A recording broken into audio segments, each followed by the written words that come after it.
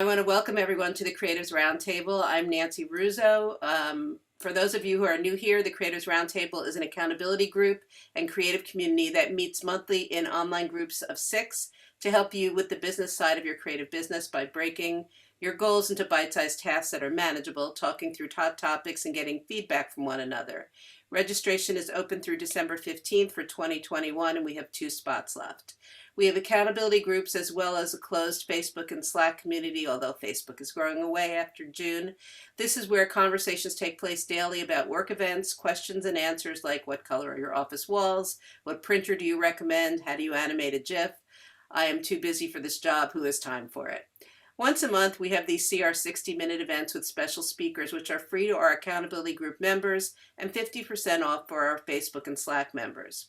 Coming in January, we have Emily Cohen on positioning and specialization. February, we have pivoting to your future strengths. March, LinkedIn strategy for a winning business. April, why you need a genuine personality brand. May, how TikTok and short form video can elevate your business. And June, 3 steps to uncomplicate your marketing and attract more dream customers.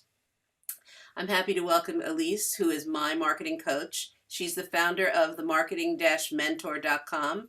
I will be putting that into the chat. That's the go-to online resource for creative professionals who want better projects with bigger budgets. Ilise offers business coaching to small groups and one-on-one coaching as well. Ilise is also the author of 7 books for creative professionals, a national speaker, and a teacher. Through her mentorship programs, courses, and materials, she helps creatives and others build the businesses that provide the life and freedom you want. And she has a not-to-be-missed podcast called Marketing Mentor. This will be interactive. Please keep your videos on if possible and participate. Take it away, Ilise. Thank you so much, Nancy. It's a pleasure to be here, and I love the Creatives Roundtable. And I have so many ideas. I'm sure, going to get to everything, but my intention is for this to be a discussion. So I'm going to present a few ideas, and then I'm going to open it up to discussion and moderate the discussion in a very orderly way. So please raise your real hand or your little electronic hand if you want to say something, and I will call on you. And we're going to do that a couple times. And I'm going to refer to my notes to make sure that I don't forget anything, because I've been thinking about this presentation for months now, since the time that Nancy invited me to do this and we came up with this topic. But I couldn't decide until today, or yesterday really, what I actually wanted to say. And I was thinking that this is probably emblematic of the topic itself and how I've changed this year, because that's the reality. Things are changing faster than ever. And really the only appropriate response these days seems to be like being in the moment, the one in the moment. I don't know if you can relate to that, but that is my experience. And I feel like that makes it a little bit difficult to plan. And I, these days, seem almost unable to do anything more than one day before what I'm actually doing. So I've adjusted my schedule accordingly, and it seems to be working. But I know that for so many people, it really has been a terrible year health-wise. For a lot of people, it's been a terrible year business-wise and socially, of course, with all the isolation. But as my favorite historian, Dr. Yuval Noah Harari, who is the author of *Sapiens* and many other amazing books, says, and has said many times, and I've heard him say it this year a lot, that it's been a lot worse, right? Even 100 years ago, it was a lot worse. And before, it was a lot worse. And so I just really think that we all have to keep it very much in perspective. And I'm thinking maybe that is why I am so positive and optimistic, and I have been throughout. And I'm not always sure exactly why, but maybe it's because, as my teacher has said, we are the fucking lucky ones, right? We have to keep it all in perspective, and we really are the lucky ones for the most part. And I wouldn't say I'm a person who loves problems, although I really do actually relish a good problem, but I do also love a good setback. And I think if nothing else, 2020 has been an amazing setback. And so this idea of, what the hell was 2020, I have many different ways of answering it.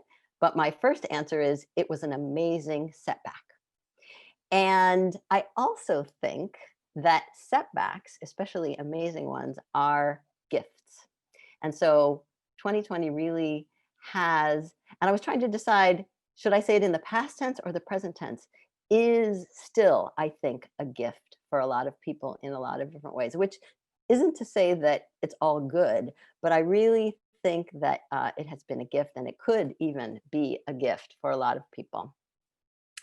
And there are two aspects that I want to focus on to that gift, the gift aspect, the gift quality, which have impacted me and the people in my circle. One is the gift of time, and the other is the gift of what I'm calling forced flexibility, that you had to be flexible.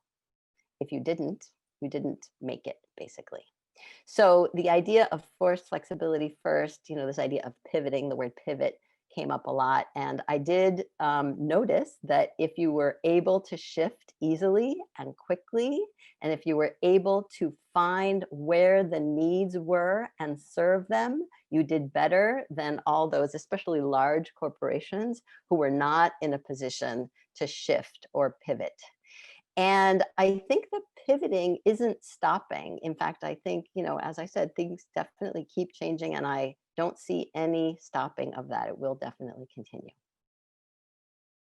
And I think in general, flexibility is one of the keys to success in business, that you have to keep reinventing, keep learning, keep changing the way you do things and experimenting. And that's why I like to kind of seed all of my work with this idea of experimenting. Everything is an experiment. And your business, I really believe, and the way I teach, is your business is a laboratory for your personal growth as well as your professional growth. But for me, I can tell you that in the 32 years, that almost 33 now, that I've been self-employed, it has changed me. It has made me such a much better person, a more generous person, a more thoughtful person, a more caring person. It's been kind of amazing. And I really think that's possible. Um, and so I'm trying to help people kind of foster that growth within themselves. So I think the forced flexibility really accelerated that for a lot of people. And when we open it up for discussion, I hope to hear from some of y'all how and whether that did work for you, or maybe it didn't. But let me talk now just a little bit about time, because I do think that 2020 gave us time to pause, and I try to learn as much as I can about the brain and what it means to be human. And one of my favorite teachers is the neuroscientist Dr. Adam Ghazali. And so I've been reading a book that he's written called The Distracted Mind. And in that book, he talks a lot about the fact that human beings are animals. And what makes us different is that we can pause, we can stop and think. And that is actually what sets us apart from many other creatures. So the pandemic forced this pause for a lot of people and allowed time to think and much more. So the other thing about time, I think, is that taking time to learn is how we change. And I mean that literally. We can change our brain by taking the time to, and he talks about this, have experiences, that you have to do it through experience, and that these experiences change our brain and help us develop new and better behaviors that lead us toward the goal that we are aiming for. And so when the pandemic hit, uh, you know, February, March, everything stopped and everyone got time. I think almost everyone. A lot of people actually, some people got busier. But it was really interesting to see how everyone spent it differently. And I do think that how we spent that extra time speaks volumes about what is important to each of us. And I would also love to hear a little bit about that. For me, the most beautiful thing was witnessing people spending time that they never had before, or that they insisted they never had and hadn't carved out for themselves, spending it on themselves and on their businesses. And that included, of course, their marketing. And so, one of the things I want to do today is share a few stories about and examples, because I love excellent examples of some of the people that I've been working with and how they've handled this gift of time, and maybe even share some of the marketing that has come out of that. But before that, I looked back at some of the advice that I was giving in March, and especially on March 13th, which was the day that I held my monthly office hours, which goes along with my simplest marketing plan. And I was trying to assess whether or not or how relevant this advice still is. And so, again, that's something that might be interesting to talk about. And one of the first things that I was thinking about was the fact that when there's a setback, when something bad happens, or something isn't necessarily bad. I mean, there was a lot of drama. Oh my God, oh my God, oh my God, this is the worst thing that has ever happened. But always there's good and there's bad. And I said, there will be good for some, and it will be bad for others. And in fact, it has proved to be really good for anyone involved in homeschooling, for example, right? Or anything that happens virtually or using the technology to go remote. Really, anyone who could use the technology to pivot has done relatively well, and bad for some, right? Obviously, the travel industry, live entertainment, many restaurants, but not all restaurants, but really anything that couldn't be done virtually. And a lot of people did pivot to find ways to do things virtually. So, again, there's good and there's bad. And so that led to the next idea, which was that we need to reframe what's happening. Because again, the immediate reaction, and I think this is part of what makes us human too, is that we automatically go to the drama. This is the worst thing that's ever happened. Oh my God, what are we going to do? And I was trying to think a bit about it as, what if it is actually the best thing that has ever happened to you and your business? What would change if you thought about it that way? And so sometimes that was, to be specific, the difference between saying, we have no idea what's going to happen, so which is full of uncertainty, which is life, versus we have no idea what's going to happen, which is excitement and anticipation and exploration. So I was trying to encourage people to reframe, and I think a lot of people definitely did and have. And then I was also helping people think about investing in their future, because it really seemed to me that no matter what was going to happen, everything we did was going to be an investment in the future of ourselves and our businesses and the businesses of our clients and the markets. And it occurred to me also that investing is the hallmark of a healthy business. And so we talked a lot about what is a healthy business. And I asked the question, what can you do now that your future self will thank you for? And this is also something that I would love to, in a moment or two, hear from people. What did you do that your future self, which is you perhaps today or next year, is already thanking yourself for? That would be very interesting. So actually, let's have a little discussion based on some of those ideas. The questions I'm curious about: how have you changed? What have you learned? What did you do that your future self is currently thanking you for? So if you have a thought, I think I can see everyone. Raise your hand, and then I will call on you. Okay, so I see Janine first. So what I did, Elise, is what I've always wanted to do is to boot up on software, just start taking as many seminars or learning about different things. There was a Google Analytics thing I've been wanting to do online. So I really tried to kind of really focus on some of those skill sets that I think would make my job easier, faster, speed things up. And that's kind of what I've been doing most of it. Beautiful. Excellent. I'm sure a lot of people are doing that. Mary.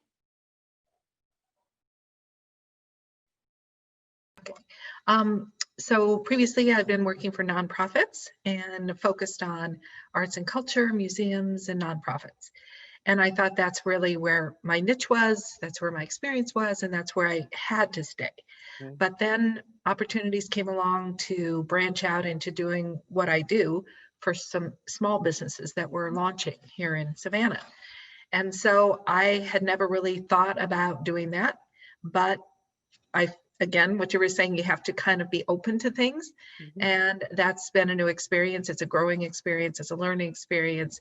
But I do sort of go back to my basic skill set and how can I apply it to now these small business launches versus a museum or something like that. And so I do think that's a direction I'll keep going in, and it offers more opportunities for myself. So. Yeah, I mean, certainly with so many people losing their jobs and so many businesses just coming to a halt, there were also lots of businesses that got started, or lots of people who were like, all right, well, I might as well do this. And it's interesting too, because there are a lot of people, there were a lot of people saying, I started my business during the Great Recession. Right, during this last year, people saying, I started my business during the Great Recession, right? This is nothing. And I think there will also be people saying, I started my business during the pandemic, or I switched my niche during the pandemic, and it will be, you know, the best thing that they ever did. Mhm. Who else? Thank you, Mary. Jenny. So before COVID, about 2.5, 3 years ago or something, after being independent for almost 15 years, I hit what I call a what I call a midlife career crisis, Mm-hmm. where it was, I've been doing this for so long and it's okay, but I'm growing and I have growing pains and I'm hitting this growth curve and I don't know how to get over it. Maybe it's not, maybe I need to think of what the next half of my career is. So that, just to be quick, it led to a full-time position of being a director of marketing of a pretty big resort company with about 40 different properties between ski resorts, water parks, hotels, restaurants. And I thought, oh, well, that's a pretty nice budget to work with. That'll be great, and flex my muscles and do a lot of great things. And so I did that, and thought it was the right move. But about a year, maybe not even a year in, I'm like, I don't know. But I didn't know what would be next without, relocating. And so I was already thinking about that. And I think from what you've said, I was like, yep. COVID was a blessing and a curse for me. COVID laid me off, because hospitality was a direct bullseye of this. Right. And it gave me that time to think about what is next. And I resurrected the business, and I have evolved it into, instead of just branding and design services that always counseled owners throughout, I now feel that my sabbatical, as I call it gave me the confidence to say, no, I'm CMO level, I'm C-suite experienced, and I can bring really high level things to companies. So I'm playing now with, well, I have all my retainers back and more, and business is good, but I'm shifting into being an outsourced CMO. So I've pulled a team together to rebrand and really kind of evolve it, and that's now my second half. But COVID was the thing that pivoted my midlife career crisis. Awesome. Beautiful. That's a beautiful story. Yamelka. It's interesting. Pre-COVID, I had the small little things were huge problems, and then COVID hit, and I didn't think I could survive it. I thought I only had 1 month to go without work, and I survived 3 months. So I feel like I've grown as a person. My business has grown. And I shared this with my group yesterday, and I just feel like I was able to withstand a lot of things that I didn't think I could. My business, me as a person, the challenges of having a child, and I have to teach him, virtually. All of these are big problems. A mother who's out in Manhattan, an 80-year-old woman. So it's just, so I feel like I've been able to, like, consistency, which was an issue before. I feel like it's a little easier now because I'm sort of in uh, the small thing. I'm not sweating the small things, Mhm. and it's liberating. It feels good, and I feel like, no, it's okay if my kid is, it's fine. Everything's okay. We're surviving. It's wonderful. And my business it picked up, and thankfully we're now sort of starting to get back into sort of the normal swing of things, which is nice. But of course, New York is going to close again. But I'm not as afraid as I was in April, and that's a relief. So Yeah, and I think thank you're you. not alone in that. Absolutely. And, one of the things that I do think happened, and I have a note on this, is so I mentioned the idea of, personal growth. And a lot of you already are talking about the personal growth, whether it's learning new skills or saying, hey, I'm at a higher level now, or yeah, we're going to be okay. None of these little problems that I thought were actually that important. I really think this has been an opportunity for people to see what we are made of and to see that we get to choose what we are made of. And that again, this is where the pause comes in, the moment to stop and say, okay, I could do the feelings or the reacting that I always do, or I could step back and say, wait a minute, there's probably a more rational way to think about this and respond, and then figure out whether it's, with the help of other people or just sitting quietly and finding it within yourself that you know what you need to do. And one quote I have from one of my clients in April, he's the owner of a small agency, and he said, this is forcing me to become the business owner I should have been all along, which I just loved, because that is true for so many people. Who else? Emerald, and then Jen. So for me, it's I definitely resonate with what you're saying about the pause, because up until the 2 years prior, I was battling cancer, but I also didn't really stop. I just kept working, even upsetting my family because I'm taking my laptop to the hospital with me. And so I just got the all clear in February. And I was like, okay, now I'm better. And I'm going to go out there and charge the mountain. And it didn't happen that way. And, now looking at it in December, I'm grateful because I kind of took the summer off and even into the fall for the first time in like 5 years. And really was like, okay, there's actually a lot I have to process here.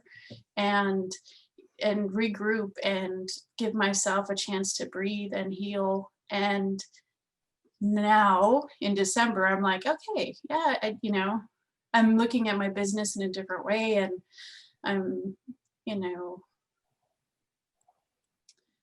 I'm coming back around and learning new skills about in networking and selling and putting myself out there in ways that I never have before, that I don't think I would have if I hadn't actually been like, okay, this is a great time to actually take a pause. Yeah. Because I think if I just kept going, I would have just kept doing it the same way I'd always been doing it. So many people, we were on this, what is that? The rat race, the hamster wheel, right? And couldn't get off. It really, I think it did take a pandemic to get us off the hamster wheel. Jen, what were you going to add? Yeah, I agree with that, just because it did make everything slow down, and you found that the things that you were rushing around doing just kind of slowly went away, and that part of it has been great, at least for me. But luckily I had taken your retreat or gone to your retreat in January, so I had a marketing plan all in place, and I think that was really key in letting me focus on something other than what was going on. And it's, having that extra time gave me that time to focus on the marketing. So it really helped my business. Sure, things weren't perfect by any means, but it definitely helped to have that plan and just keep plugging away on it. And to have the foundation, you're talking about, I think, a foundation, right? Whether that foundation is a marketing plan or a community of people. I'm sure the Creatives Roundtable served this purpose, that it was already existed, right? That it was already there and people could dip into it and get and use it as a source of, the things that we needed. And everyone needed something different, but certainly the idea of community and just hearing how other people were dealing with what was happening in their little corner of the world. In fact, in my small coaching groups, for the first like 3 or 4 months of it, Jen, I would just spend the first 15 minutes asking people, what's happening in your little corner of the world? Because it seemed to me that's what people needed to say and hear. Beautiful. All right, one more. You want to say something else, Jen? Go ahead. Yeah, it was like getting that feedback and support was awesome. Yeah, from everybody. so interesting. Yeah. Yeah. All right, let's do one more. If one more person wants to share. Nadine. Yes. So my experience was a little different. I was just as busy, if not busier this year, which is great. I'm very fortunate that that happened, but that also posed its own problems, especially with my 7-year-old son home for most of the year. So for years, I've been saying, I know I've got to be better with scheduling. I'm always working or always take on too much. I, end up working evenings and weekends and I just pack it too full. But this year really, it forced me. I thought, I don't have a choice. I've got to homeschool now a couple hours a day and just with not having any social support and my son's an only child that, I can't be working as many hours. So it forced me to add a buffer at the end of my day. So I only book things till 3 o'clock. If I have extra time, I can catch up on things but I don't overbook myself. And I've been trying to do that for years. And this year really forced me. And even though he's back to school, still, if they get a cold, they could be home for 2 weeks, which has already happened this year. So I still have to have that buffer for, all the things we can't anticipate. So it's been good that way. I think a lot of people have gotten really good at just what you can't anticipate, right? Pivoting, responding, being flexible. Yeah. Awesome. All right. The question that's in my mind also that I want to come back to when we discuss again, I'm going to present a few more ideas and then I want to discuss again. But what I keep wondering is all of these things that have changed and shifted and are better, especially the things that are better, how do we keep them? How do we hold on to them? How do we make sure we bring them into 2021 and the rest of our lives and keep, creating the time and the space we need to do what we need to do for ourselves? I think that's going to be a challenge. But I also think it won't be as hard as we think because the re-entry will take so long. That's what I expect. It's not going to be quick. It's not going to be like, okay, now we're done with this and everyone's going back. I don't think it's that way. But I think it will take some effort to hold on to the things that have become important that have nourished us.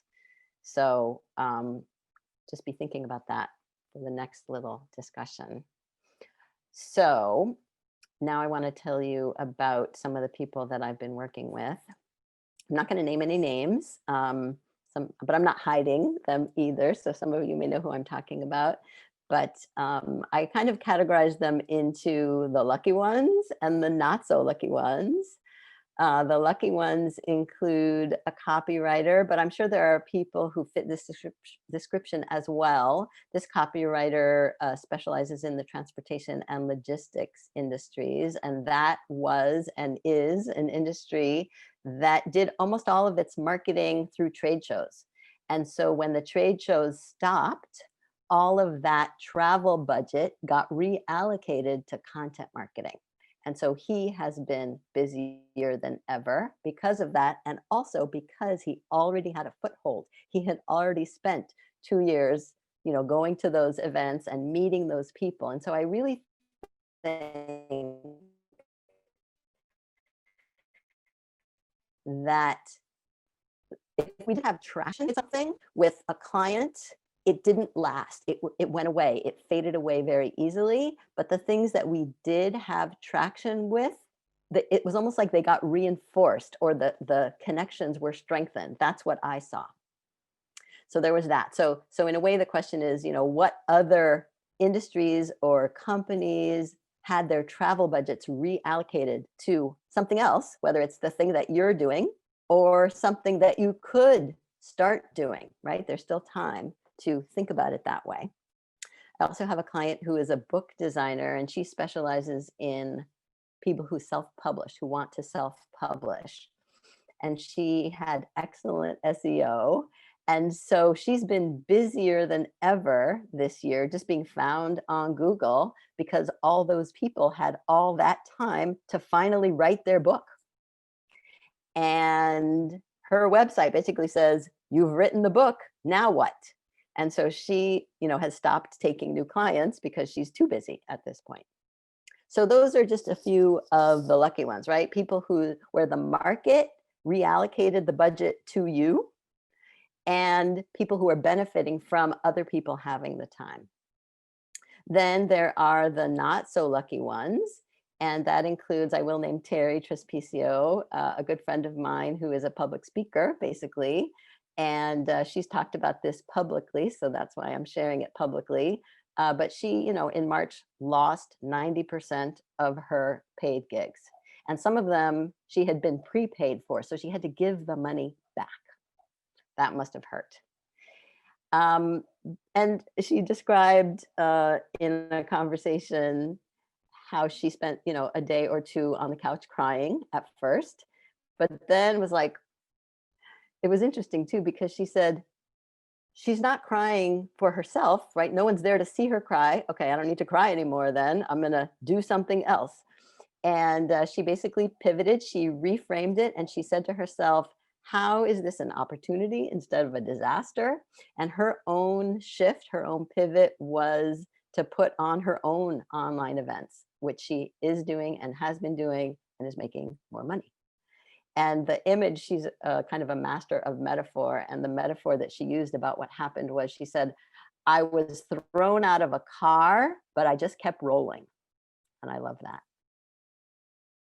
And then another not so lucky one is a restaurant strategist that I work with, who is definitely one of the worst off in my circle. And she is still struggling, but she has used the time to start a podcast, because that's what she thought would be helpful to her community. She wanted to help her community.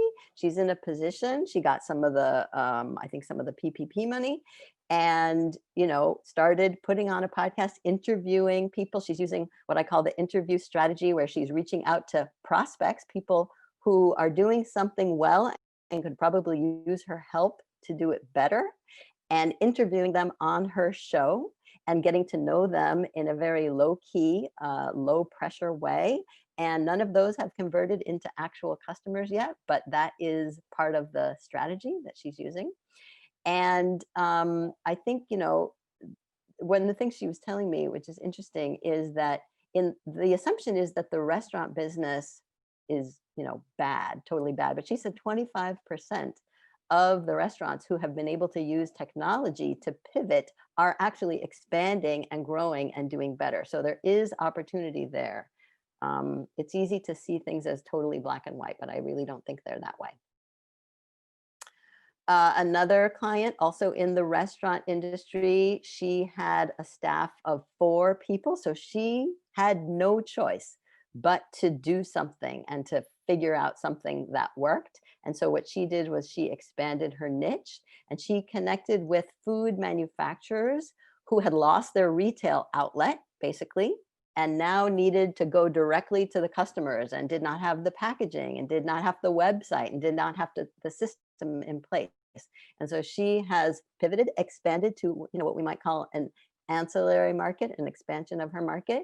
And that will continue for her. That will be the growth and expansion of her business. And then there's a category that I'm not even calling lucky or unlucky, but these are people who doubled down on their marketing, basically, and are starting to reap the benefits of that. And one of them is Gigi Rosenberg, who's a public speaking coach that I've been working with for a while now. And, you know, when overnight, I like to say every conversation became a presentation, she went into high gear on her marketing. And she just started giving free online workshops and teaching people how to present virtually. I mean, that is a no-brainer. And that had multiple purposes. It, of course, helped people in the moment who needed, you know, to get comfortable and get the right lighting and be able to speak to the camera.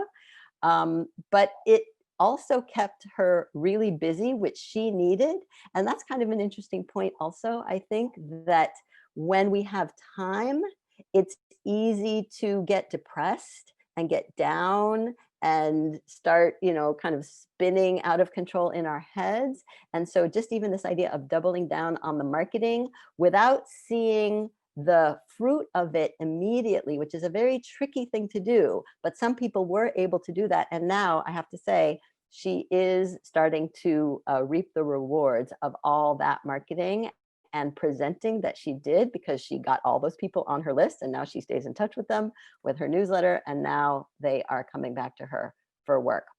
And finally, finally in this doubling down on the marketing, no one in particular, but perhaps some of you here, one thing I was really thrilled to see was people who were what I would call reluctant networkers, right? People who consider themselves introverts and don't like attending events. And now they had the perfect excuse to not attend any events, especially because networking is one of the main marketing tools that I teach. But so many of them have become, I would say, almost networking monsters, right? Networking like mavens, and they are loving it. And I really think that when we go back to, I know some people already are doing in-person live events, but when we go back to that, they will be so good at it. And so that this pandemic got them over that obstacle that was really just in their head.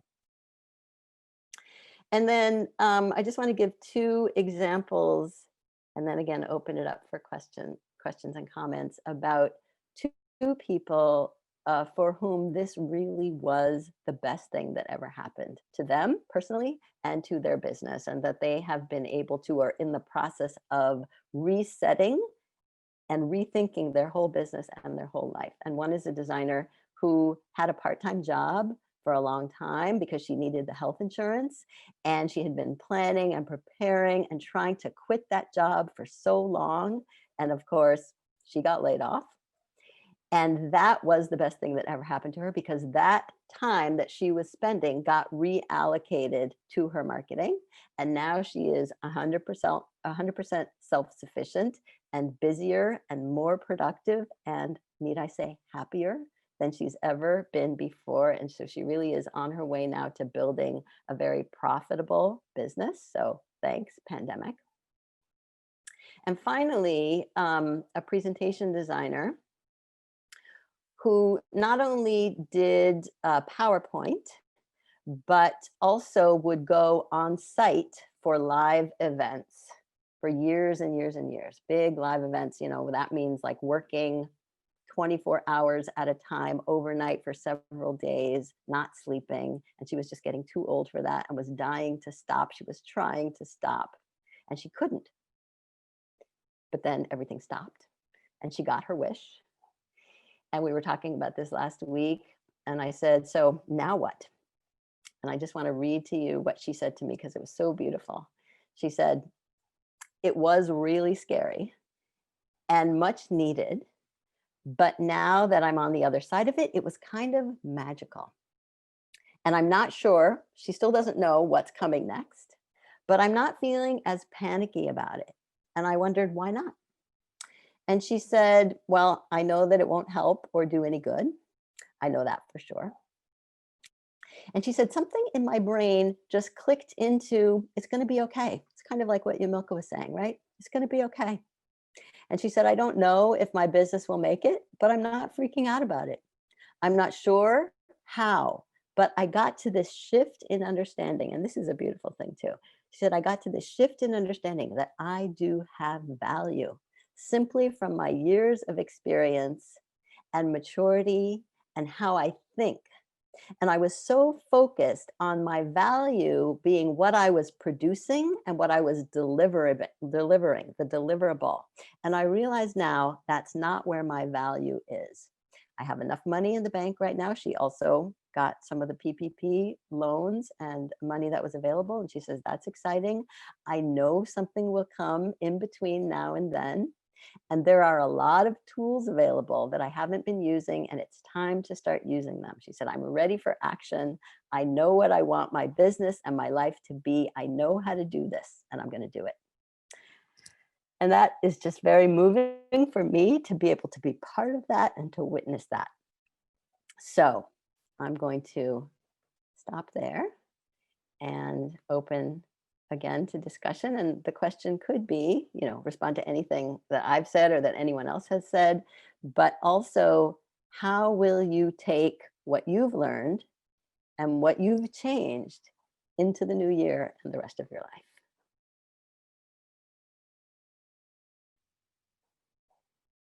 Nancy. I am a serial business person. I am a nonstop worker, and I realize that I've reached my limit. And just yesterday, I resigned from something that I was passionate about because I gave them notice. I'm stopping in February, but I have realized that I have to just adjust my focus a little bit. And I am, I do spend time on me. I just don't seem to need a lot of sleep. And I have adjusted by finding the people that I really want to work with to help me with my businesses, and knowing that we click well, and we understand one another. And if something needs to slide, if someone can't make something, if it's not a client deadline, I can deal with it. Whereas before I'd freak out about it. So I think that, taking things off of my plate is a good thing. And it'll, give me time to do other things. I'm my big focus has always been my graphic design business, and I definitely let that slide a little bit in my marketing, but have doubled down on that, and I think it's really helped quite a bit. Beautiful. Thank you. Who else? Genevieve. Hi, thank you so much for today. So for me, I am a relatively new business and have had that learning curve. I've pivoted several times prior to this business. So this year was about kind of like Nadine was saying, finding some boundaries and establishing those. I have 3 teenagers who've all been homeschooling. So between trying to work and trying to manage their lives or help them manage their lives has been a challenge. And then also, to back up what Nancy was saying, to also within those boundaries comes more focus about what I really want to be working on. So I feel like, while it was a lot of up and down this year, I feel poised to start 2021 like on a much stronger foot. And probably the best thing for me that came out of all of this was the networking that I've had the time to do, because I do like to go to live events, but there's only so much time and ability I have to do that. And so being here at home, it's enabled me to expand this network and meet some really, like all of you, just really amazing, inspiring people. And just to have the privilege of learning from them and hearing their stories has been really, really helpful for my own journey. So I'm looking forward to 2021. Awesome. Who else?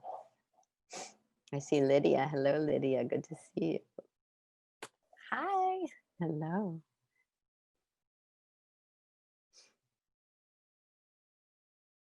Let me, yes, Amy. And then I'm going to call on people. So Just get ready. thought, I guess my most challenging part of this year was two photo shoots that I normally do every year. and getting those done remotely, sending products all over the country, art directing it over Zoom.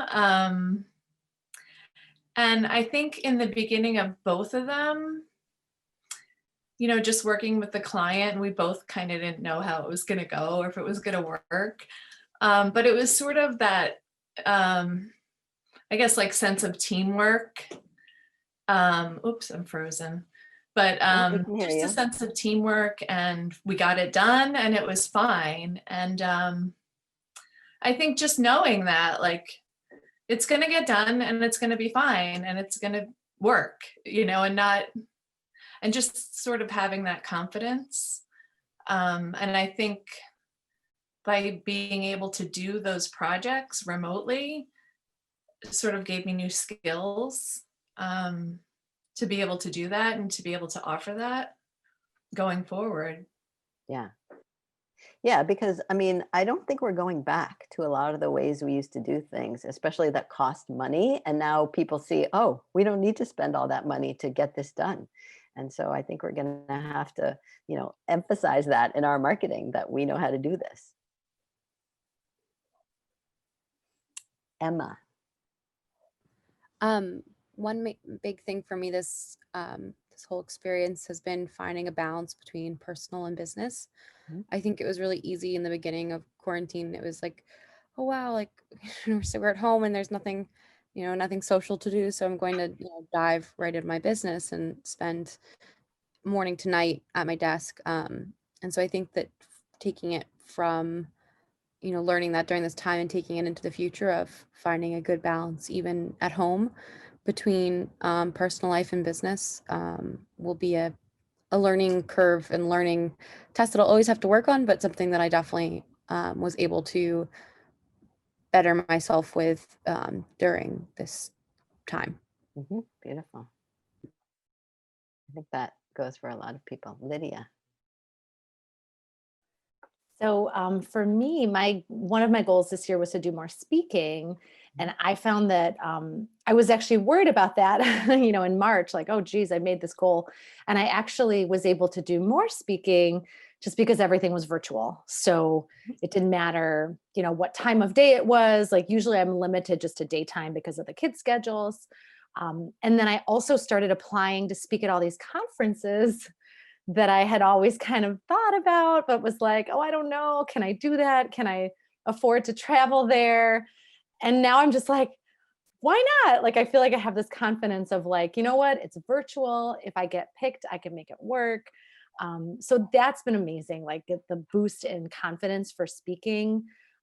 It feels a little weird to go back to in person. I think that might feel weird, but for now I feel like I learned so much about virtual speaking.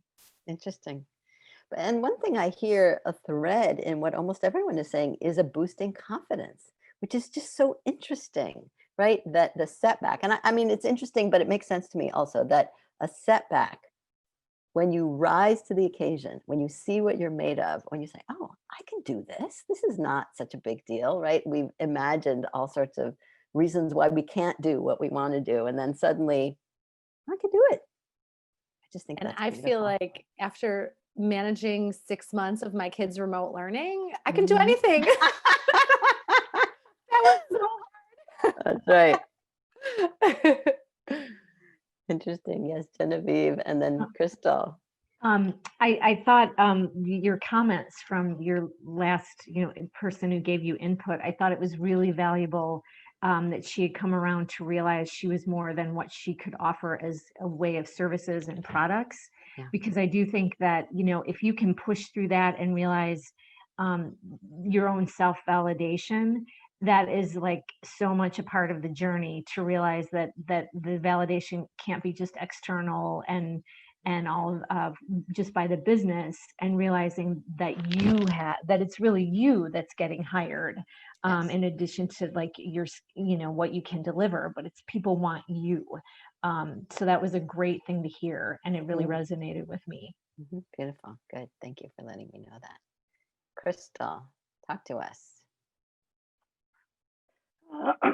I think for me this last year, the biggest challenge, if I were to think that it was really managing the emotional subconscious inspiration, motivation to kind of do anything, how to manage through it all. So kind of getting through that, you know, the challenge, you know, self-care, permission to like not be that perfect person. And when things fall, and not dragging yourself down kind of for it. I for myself, I find I was like, I'm the same person, the same situation else. Lost a couple of clients because of just the industry they're in, but in a way I lucked out because I had pre-arranged some like pre-paid kind of hours and some more long-term annual agreements with clients, so consistent workflow. So that sort of kept me moving, which was really good. But as far as kind of going forward, I'm kind of getting to that point now where I'm like, okay, here's the box for it, and it's the box. So now instead of hiding in the box, I'm actually going to make work for me, you know, live in it instead of hide in it, basically. So it's trying to get that mindset kind of changed. It's funny that this kind of came up. I had to leave because I had a delivery. I participated in it, but here had basically total event-based photography. He really pivots in the week and he did the portraits. I don't know if you've heard of them in your area, but he started them. He just got the book of like hundreds of pages. There was us and our stories. Nice. So this whole project, like he went around the city and just went to people's front yards and took photos of them, and that was their family portraits. And he did it in a way that you could pay as much as you could. It wasn't a pre-fee, it was a community kind of service. So for him, it was a way to kind of make the situation and work with it. So in that kind of, you know, direction, that's sort of where I'm looking at it with my business and rethinking how I want to create my little world in this world kind of thing. Beautiful. Yeah, the word creative got a lot of redefinitions, right? People got extremely creative, and more people who didn't even know they were creative got very creative. Anyone else before we wrap up? Nora. Hi, I'm Nora, and yes, 2020 has definitely been a bit of a roller coaster ride. I was going along with my life, enjoying it. I loved working in New York City. And then when COVID hit, I had to adjust and work from home remotely, which I actually liked that a lot. And then unfortunately, one of our main clients, which was a restaurant business, had to stop their advertising, and they wound up having to let a lot of us go. So then I readjusted to just doing from freelance occasionally. And now it's allowed me to think back to actually think forward to what's really important to me, and align those goals with how I want to move forward. And another unfortunate occurrence was that my father was diagnosed with terminal cancer. And it's made me realize that family is important. And the blessing is that I can spend time with him, time that was wasted commuting on a train 3 hours a day. I can do my work during the day and see him and have that balance, which that's what I'm learning, is that balance is important, to have that work family relationship. And the beauty also of COVID and this whole shutting things down is it's opened up my world. I've met so many incredible people through all these Zoom chats and everything, and so many other creative people, that I'm starting to learn that I just really want to connect with others and create with them. And a whole bunch of them are starting to say, yes, let's do business together. We'll get clients, and we'll get an illustrator or photographer when it's needed, and we can expand or reduce our group as much as possible. So I'm really looking forward to that. And that's going to be my new 2021. And I'm getting really excited about that whole new future for myself. Excellent. All right, well, I do like to end on time and be punctual. So I just want to thank you all for participating in my experiment. This was a total experiment, and I think it went relatively well, and I learned a lot from all of y'all. So thank you. And Nancy, Thank I'm you, gonna hand it Elise. over back to you. Yeah, Thank thank you, Elise. It was actually very cathartic, a good way to end the year. And I will be sending the video and all these links that everybody put in out in a couple of days. Maybe it'll be a week. I'm not rushing myself anymore. Don't rush. No, It's all about balance. Exactly. right. There's no rush. Okay. Nancy, I tried to copy all this link in chat. It doesn't And work for some anymore. reason, it doesn't work. It doesn't work anymore. You will be emailed them. Oh, wonderful. And I'll just make a recommendation to people from when you're doing something in Zoom and you're putting any links in, if you actually put the link in as opposed to just like ruzographics.com, you'll see some people's links actually are blue and you can click on them and right away get to their LinkedIn and their websites. If you don't put all of that information in, I was just going to use Yiddish again like I did yesterday. It would be Mishigas. If you don't put all of the craziness in there, you can't click on it. So I recommend saving that in your notes on your computer so that you can just copy and paste when someone asks for something like that, and then they can click on your website and your LinkedIn during the call and connect with you. And that is that. So I'll be sending this out to everyone. Thank you. Thanks, Thank you, everyone. Excellent. Thanks so much. Thank you so much. Thank Thank you, you. Elise. Thank you. Bye. You're welcome. Bye. Good to see you Thank you. guys. Thanks again, Elise. Bye. Goodbye.